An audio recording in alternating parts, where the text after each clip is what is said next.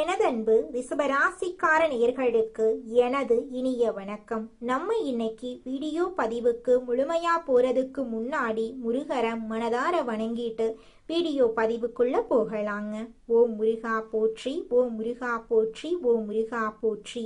எனக்காக்கும் முருகனே போற்றி. நல்லதே நடக்கும், நல்லது மட்டும்தான் நடக்கும். நம்மளோட ரிஷபராசிக்காரங்களுக்கு பொறுமை அதிகமா இருக்கு.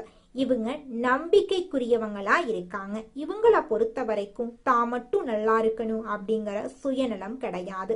தன்னை சுத்தி இருக்கக்கூடிய எல்லோருமே நல்லா இருக்கணும் அப்படிங்கிற பொதுநல குணத்தோட இவங்க வாழ்ந்துகிட்டு இருக்காங்க. இவங்க உண்மைக்கு புறம்பா எந்த காலத்திலையும் எந்த ஒரு செயலையும் இவங்க செய்ய மாட்டாங்க. இவங்க எல்லார்கிட்டையும் அன்பா பேசுவாங்க, பழகுவாங்க. நம்மளுடைய ரிஷப ராசிக்காரங்களோட திருமண வாழ்க்கை எப்படி இருக்குன்னு தெரிஞ்சுக்கலாங்க. ரிஷப ராசிக்காரங்க காதல்ல மிகுந்த உண்மையோட இருப்பாங்க. ஒருவரை தேர்ந்தெடுத்துட்டா அவங்க கிட்ட நீண்ட நாள் உறவைத்தான் இவங்க விரும்புவாங்க.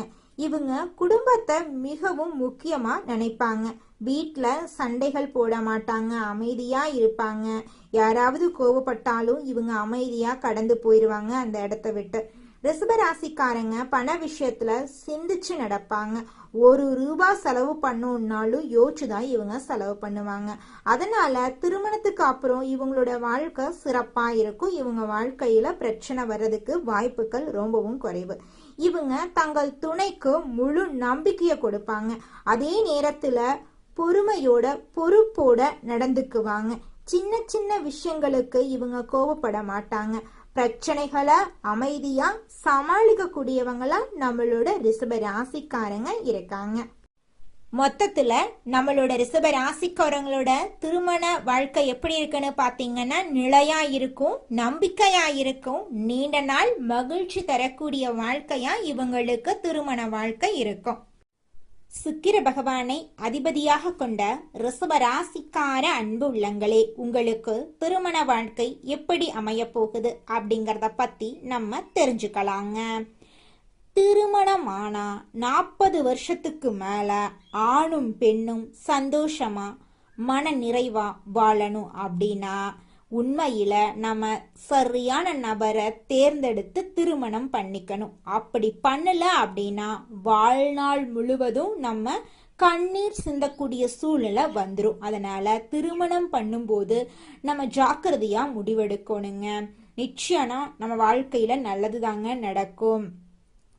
சந்திரன் உச்சம் அடையக்கூடிய இடம் ரிஷப ராசியிலங்க. ரிஷப ராசியில பிறந்த ஆண்களும் பெண்களும் இம்ப்ரெசிவா இருப்பாங்க. அதாவது அல்ட்ரா சென்டிவ் அப்படின்னா சின்ன விஷயங்களையும் உள் மனசுக்கு எடுத்துக்கொள்ளக்கூடிய ஒரு நயம் அப்படிங்கறது இவங்க கிட்ட இருக்கு. யோசிச்சுக்கிட்டே இருக்கிறத தடுக்கவே முடியாது. எந்த ராசிக்காரரா இருந்தாலும் திருமண வாழ்க்கை அப்படிங்கறது ஒரு தலைவிதிய தீர்மானம் பண்ணக்கூடிய ஒரு விஷயம். ஒருவேளை ஒரு பணனா சம்பாதிக்கல, ஒரு பதவியெல்லாம் இல்லை, ரொம்ப கஷ்டப்படுறவங்களுக்கும் நல்ல திருமண வாழ்க்கை அமையும்.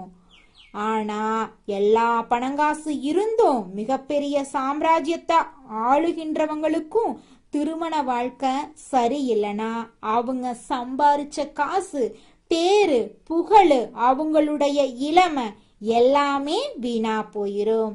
சோ தலைவிதிய தீர்மானம் பண்ணக்கூடியது எது அப்படின்னு பார்த்தோம்னா அதுதான் திருமணம்.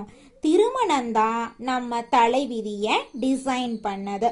அப்போ ரிஷப ராசிக்காரங்க மனசு உச்சம் பெறக்கூடிய இடம். திருமண வாழ்க்கைக்கும் மனசுக்கும் சம்பந்தம், நெருங்கிய தொடர்பு இருக்கு. மனம் சந்தோஷமா இருக்கணும்னா திருமண வாழ்க்கை நல்லா இருக்கணும். மன விருத்தி அடைந்ததுக்கான திருமண வாழ்க்கை தேவைப்படுது. ரிஷபத்துக்கு எவ்வளோ ஸ்பெஷல் திருமணம். மற்ற ராசிக்காரங்களை விட ரிஷப ராசிக்காரர்களுக்கு திருமண வாழ்க்கை ரொம்பவும் முக்கியம், ரொம்பவும் முக்கியம். அந்த திருமண வாழ்க்கை அமையறதுல ஒரு சிக்கல்கள் என்ன அப்படின்னா நம்ம பார்த்தோம்னா முக்கிய காரணங்கள் அவங்களுடைய பிறப்பு ஜாதகத்துல சுக்கிரனுடைய இணைவுகள் ரொம்ப முக்கியமா பேசப்படுது. ஒரு எடுத்துக்காட்டுக்கு சுக்கிரன் ராகுவோட இணைஞ்சிட்டார். சுய ஜாதகத்துல அவர் எங்க வேணா இருக்கட்டும் அப்படின்னா திருமணம் அப்செக்ஷன் மூலியமாக நடக்கும். ரொம்ப ஒரே ஒரு ஸ்டைல்ல அப்படியே எந்த நல்லது கெட்டதும் புரியாம, எந்த நல்லது கெட்டதையும் பார்க்காம, அப்படி இவளைத்தான் திருமணம் பண்ணுவ, வயசு 56, இவளுக்கு 20 வருஷம் வித்தியாசம், சின்ன பொண்ணை பெரிய ஆளை போய் கல்யாணம் பண்ணா. சோ மனசுல புத்தி இயங்காம செய்யக்கூடிய திருமணங்கள் எல்லாம் இந்த திருமணங்களுங்க. ரிஷப ராசிக்காரங்களே, ரொம்ப நாள் நீடிக்கக்கூடிய கல்யாணங்கள் கடைசி வரைக்கும் 2 பேருக்கும் சுத்தமா செட் ஆகாது. நல்லா கவனிச்சு பாருங்க. 2 பேருக்கும் எலியும் பூனையும் போல தினமும் சண்டை, ஆனா பிரிவு கிடையாது. காலையில சண்டை போடுவாங்க, மத்தியானம் சண்டை போடுவாங்க, மாலை நேரத்துல குடும்பமா ஒன்னா சேர்ந்து நைட் பிலிம் ஷோ போயிட்டு மறுபடியும் காலையில சண்டை போடுவாங்க. இருக்கிறவங்க ஊரா மண்டைய பிச்சுட்டு மொட்டையாக்கி போய் இவங்க நல்லா சந்தோஷமா தான் இருப்பாங்க. இது சுக்கிரன் சனி இணைவு. ஊரு பூரா குழப்பிடுவாங்க. இவங்க 2 பேரும் எப்பவும் ஒன்னா சேர்ந்திருப்பாங்க, மறுபடியும் சண்டை போடுவாங்க. ஆனா லாஸ்ட் வரைக்கும் இவங்க பிரியாம இருப்பாங்க.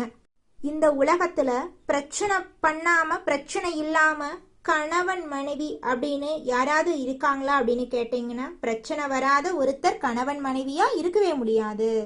அது எந்த குடும்பத்துல இருந்தாலும் சரி, ரோட்ல தண்ணி பிடிச்சு சண்டை போடுற குடும்பத்துல இருந்தாலும் சரி, அமெரிக்காவில் இருக்கக்கூடிய குடும்பம் வரைக்கும் எல்லா கணவன் மனைவிக்குள்ளேயும் பிரச்சனை வரும். இப்ப சுக்கிரன் குரு இணைவு இருந்தா அந்த பிரச்சனைகள் எல்லாம் மீறி ஒரு உறவுல எது முக்கியம், எது நம்பிக்கை, அந்த நம்பிக்கையிலிருந்து வரக்கூடியது என்ன, அன்பு வரும். திரும்பி அன்பிலிருந்து நம்பிக்கை வரும், சுழற்சியா. சோ இந்த நம்பிக்கைத்தன்மை என்பது அந்த சுக்கிரன் குரு இணைவால உருவாகுது.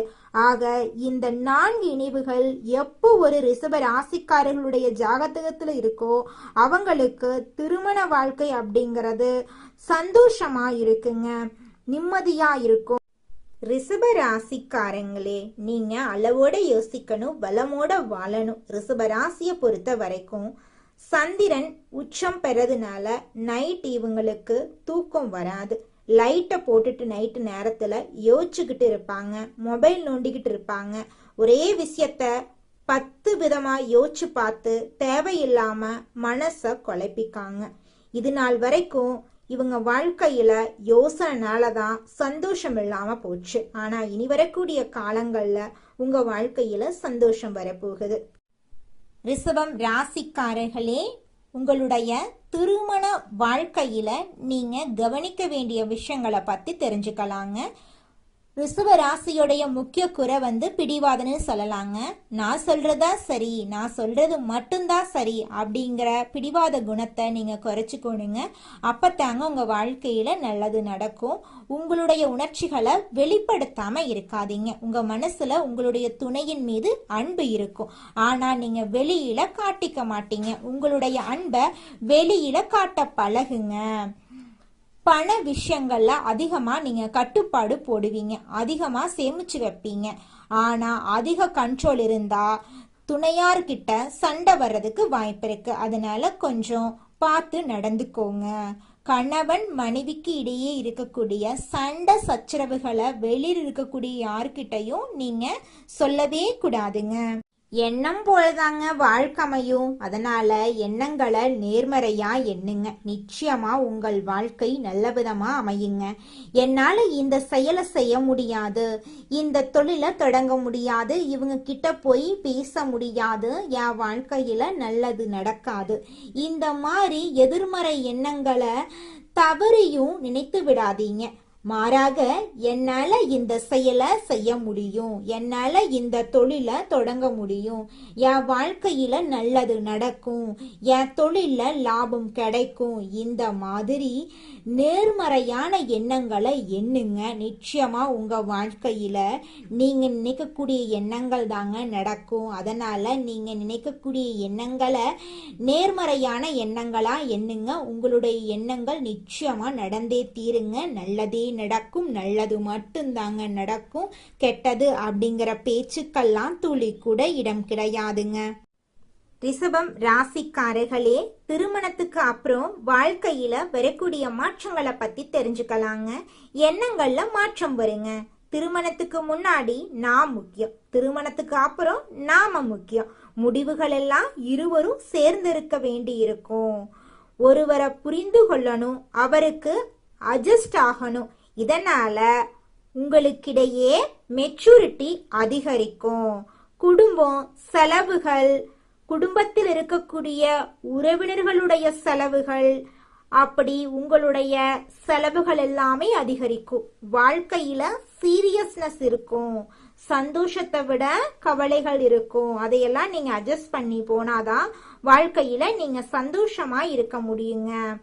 பணத்தை திட்டமிட்டு செலவு பண்ணணும். மேரேஜுக்கு அப்புறம் பிளான் பண்ணி நீங்க பணத்தை சேமிக்கணும்.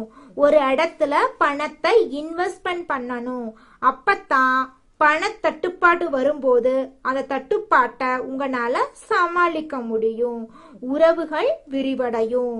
உங்களுடைய சமுதாயத்துல இருவருக்கும் திருமணம் நடந்த பிறகு உறவுகள் எல்லாமே நிறைய பேரு உங்களுக்கு சேர போறாங்க. உங்களுடைய தனிப்பட்ட சுதந்திரம் கல்யாணத்துக்கு அப்புறம் குறைஞ்சு போயிரும்.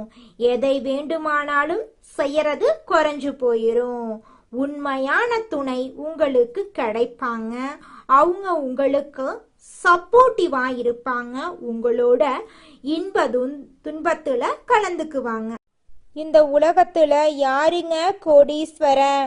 கோடி கோடியா பணம் வச்சிருக்கிறவங்களா, பிடிச்ச உணவுகளை சாப்பிட்றவங்களா, பிடிச்ச உறவுகள் கிட்ட பேசுறவங்களா? இதுல யாருமே கோடீஸ்வரன் கிடையாதுங்க. யார் ஒருத்தவங்க நோய் நொடி இல்லாம, மனக்கவலை இல்லாம நிம்மதியா தூங்குறாங்களோ அவங்க தாங்க இந்த உலகத்திலேயே சிறந்த கோடீஸ்வரன். அப்பேற்பட்ட கோடீஸ்வரன் ஆகக்கூடிய யோகம் உங்களுக்கு இந்த மாதம் அமைஞ்சிருக்குதுங்க. உங்க வாழ்க்கையில இனி வரக்கூடிய காலங்கள்ல கவலை, கண்ணீர் அப்படிங்கிற பேச்சுக்கெல்லாம் துளி கூட இடம் கிடையாதுங்க. இது நாள் வரைக்கும் உங்களுடைய மனசில் இருந்த மனக்கவலைகள் எல்லாம் இனி வரக்கூடிய காலங்கள்ல காணாம போகுதுங்க. நீங்க சந்தோஷமான ஆரோக்கியமான வாழ்க்கைய இனி வரக்கூடிய காலங்கள்ல வாழ போறீங்க. உங்க வாழ்க்கையில சந்தோஷம் நிலைச்சிருக்க போகுதுங்க. ரிஷப ராசிக்காரர்களே, திருமணத்துக்கு அப்புறம் உங்களுக்கு ஒரு நல்ல லைஃப் பார்ட்னர் கிடைப்பாங்க. சந்தோஷம், கஷ்டம் எல்லாத்தையும் நீங்க அவங்க கிட்ட ஷேர் பண்ணிக்கலாம். ஒருவர் உங்களை புரிஞ்சுக்கிறாரான்னு தெரிஞ்சா உங்களுடைய கவலைகள் எல்லாமே குறையும். உங்களுடைய கவலைகளுக்கு அவங்க சப்போர்ட்டா இருப்பாங்க. திருமணம் மூலமா ஒரு புதிய குடும்பம் உருவாகும். குழந்தைகள் மூலம் வாழ்க்கை நிறைவு அதிகரிக்கும். இருவரும் சேர்ந்து பிளான் பண்ணி வாழ்க்கை நடத்தலாம். சேமிப்பு, வாழ்க்கையுடைய செக்யூரிட்டி இம்ப்ரூவ்மெண்ட் எல்லாமே இரண்டு பேரும் சேர்ந்து முடிவெடுக்கலாம். திருமணத்துக்கு அப்புறம் உங்களுடைய பொறுப்புகள் அதிகரிக்கும். சமுதாயத்துல திருமணம் அப்படிங்கிறது ஒரு முக்கிய நிலையா இருக்கு. இந்த திருமணத்தின் மூலமா உங்க வாழ்க்கையில சந்தோஷம் அதிகமா நடக்க போகுது. அடுத்ததாக நம்முடைய ரிஷப ராசியில் இருக்கக்கூடிய ஒவ்வொரு நட்சத்திரக்காரர்களுக்கும் இந்த மாதம் எப்படி அமைஞ்சிருக்குன்னு தெரிஞ்சுக்கலாங்க. நம்மளுடைய ரிஷப ராசியில் இருக்கக்கூடிய முதலாவது நட்சத்திரம் கார்த்திகை 2, 3, 4ஆம் பாதம். உங்களுக்கு இந்த மாதம் எப்படி அமைஞ்சிருக்குன்னு தெரிஞ்சுக்கலாங்க. இந்த மாதம் பிள்ளைகளிடம் கவனமாக எதையும் எடுத்து சொல்றது நல்லது. பூர்வீக சொத்துக்கள்ல இருந்த பிரச்சனைகளுக்கு தீர்வு கிடைக்க போகுது. இது நாள் வரைக்கும் உங்களை வேண்டான்னு உதறி தள்ளிட்டு போன சொந்த பந்தங்கள் எல்லோருமே இனி வரக்கூடிய காலங்கள்ல உங்களை தேடி வரப்போறாங்க. உங்களது காரியங்களுக்கு இருந்த எதிர்ப்புகள் விலக போகுது. பணவரத்து திருப்தி தரப்போகுது. மன குழப்பங்கள் நீங்க போகுது. உங்களுடைய ஆசைகள், கனவுகள் எல்லாமே நிறைவேற போகுது. உங்க வாழ்க்கையில இருந்த அனைத்து கஷ்டங்களுக்கும் தீர்வு கிடைக்க போகுது. உங்களுடைய மனக்கவலைகள் காணல் நீரா கரைஞ்சு போகுதுங்க. அடுத்ததாக நம்முடைய ரிஷப ராசியில் இருக்கக்கூடிய நட்சத்திரம் ரோஹிணி. உங்களுக்கு இந்த மாதம் எப்படி அமைஞ்சிருக்குன்னு பார்க்கலாங்க. இந்த மாதம் காரியங்களை சாதிப்பீங்க. மாணவர்கள் பாடங்கள் படிக்க வேண்டுமே என்ற கவலை குறையும். சக மாணவர்களின் ஒத்துழைப்பு கிடைக்கும். சாமர்த்தியமாக பேசி காரியத்தை வெற்றிகரமா செஞ்சு முடிப்பீங்க. உங்க வாழ்க்கையில இனி வரக்கூடிய காலங்கள்ல தடை தாமதம் அப்படிங்கிற பேச்சுக்கெல்லாம் துளி கூட இடம் கிடையாதுங்க. உங்களுடைய எண்ணம் போல உங்க வாழ்க்கையில நல்லது மட்டும்தாங்க நடக்கும். கெட்டதென்ற பேச்சுக்கு துளி கூட இடம் கிடையாதுங்க.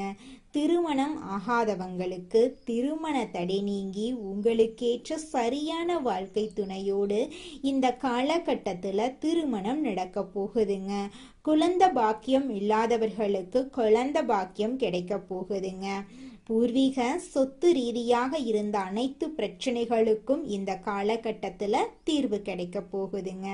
அடுத்ததாக நம்முடைய ரிஷப ராசியில் இருக்கக்கூடிய நட்சத்திரம் மிருக சீரிசம் 1, 2ஆம் பாதம்.